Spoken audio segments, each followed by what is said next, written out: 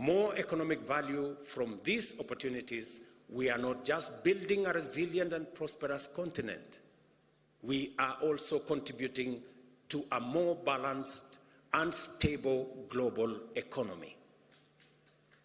It is the only way, ladies and gentlemen, we are going to stop the migration using rickety boats from one continent to another. It is the way that we are going to stop the negativities.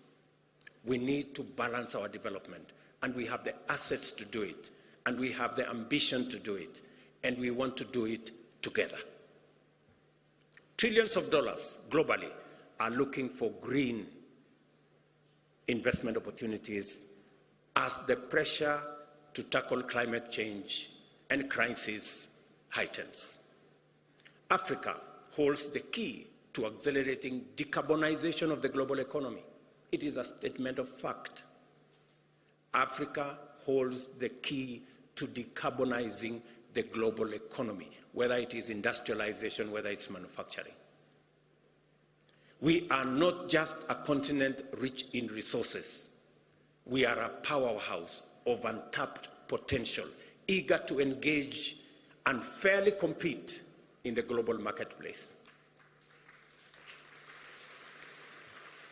Consider this.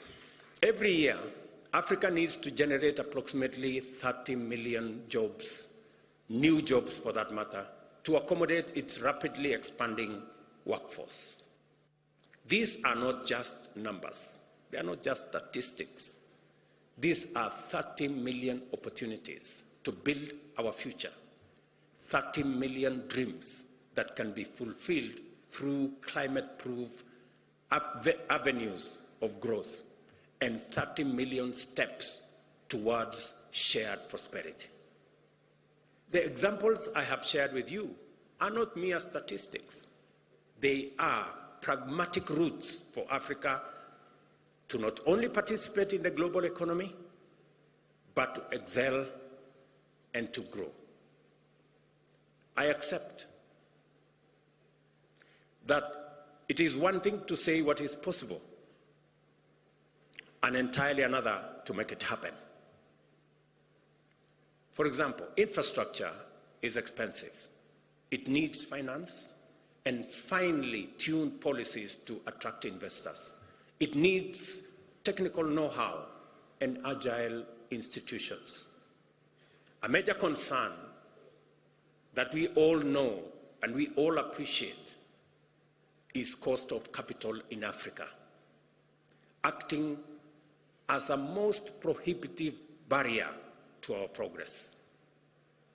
Private investors charge high premiums driven by both real but mostly perceived risks.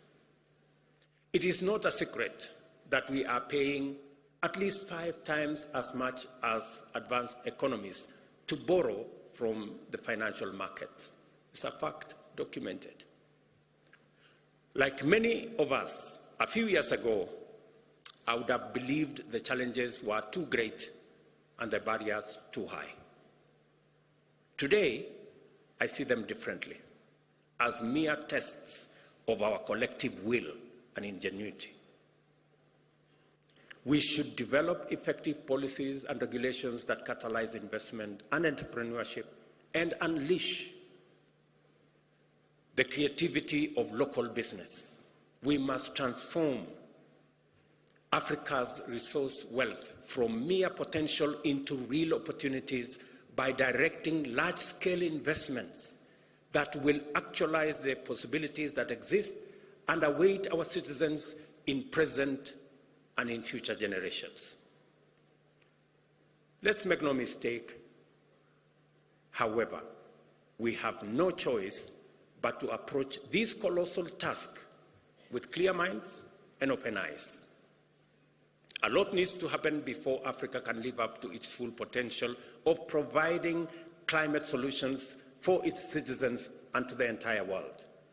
Over the next few days, I have no doubt that African leaders seated here and our friends from elsewhere will be open, honest, and direct about what we can commit and bring to the table, and the type of the collaborations we need from our global partners. My call to everyone present in this historic summit is for us to work together and converge our efforts on African priorities.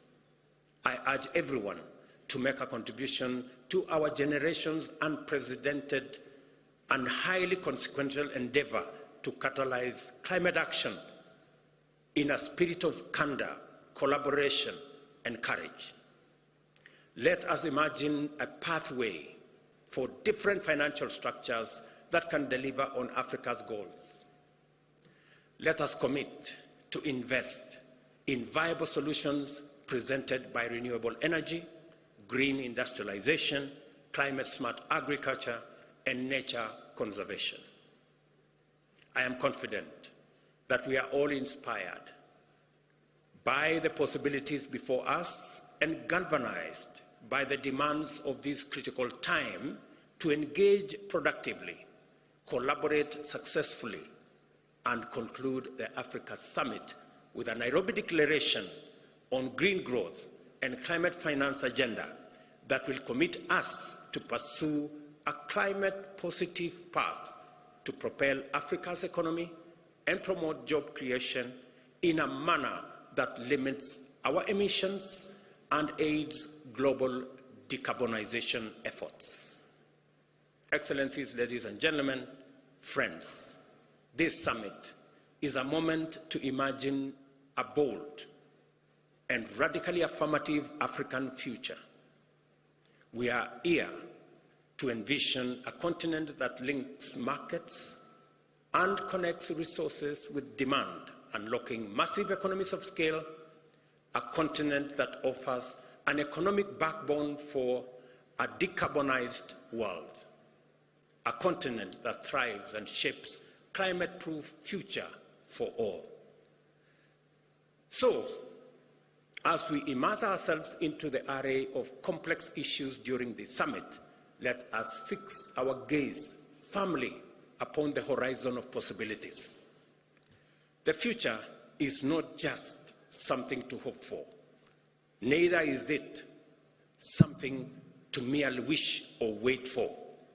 The future is for us to conceptualize and actualize, starting now.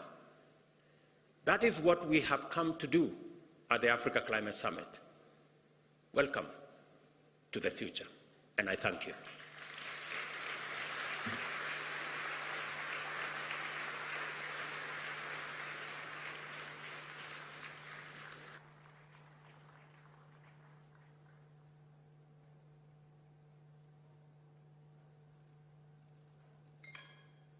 One more round of applause to all the speakers who have spoken so well.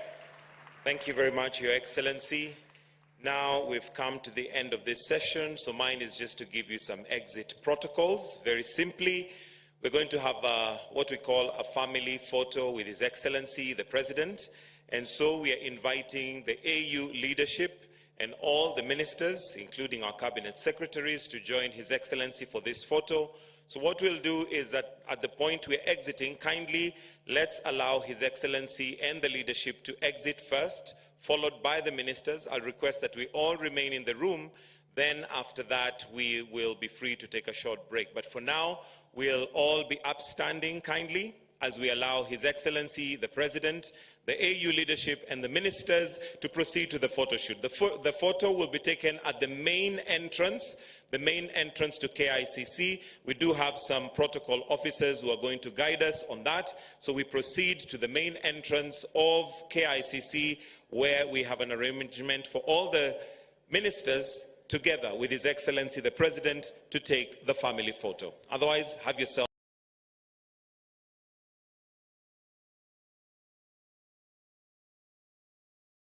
of the Republic of Kenya, Dr. William Samoei Ruto, Dr. Kiwumi Adesina, President of the Africa Development Bank. CS is present.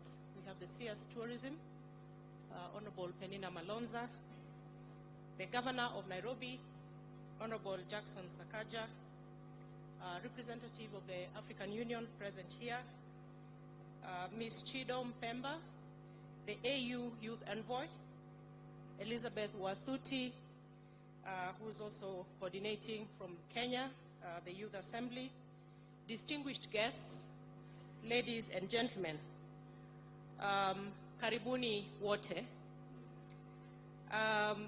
Your Excellency, thank you very much for keeping your word with the youth. You did promise during the opening session that you would not only be coming back, but you would come back in a very non-intimidating fashion. And as you can see, His Excellency has no tie on, looks very friendly. So, but Your Excellency, I must say, like I said during the opening session, we have walked quite a journey with these young people, very wonderful enthusiasts, and they have demonstrated a lot of passion and commitment. But one of the challenges I've had with them is that, you know, when you're among them, there is that psyche of the youthful spirit that comes with it. But I've been telling them to list me as one of them in the Youth Assembly, but the best they could come to is to list me as an ex-youth. So, Your Excellency, all the best today.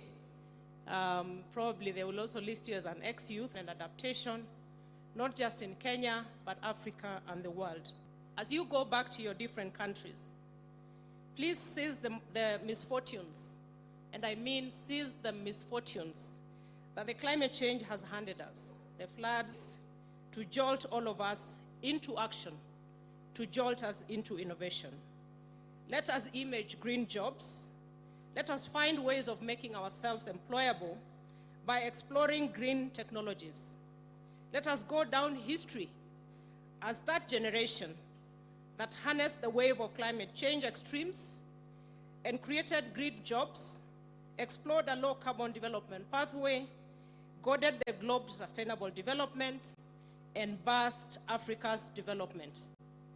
Your Excellency, I have had occasion to look through the declaration, and they have absolutely, you know, very innovative ideas, very creative thinking around how the youth cannot be left to be bystanders in the climate change discourse, in the climate change action in Africa and beyond. And Your Excellency, they will be handing it over to you.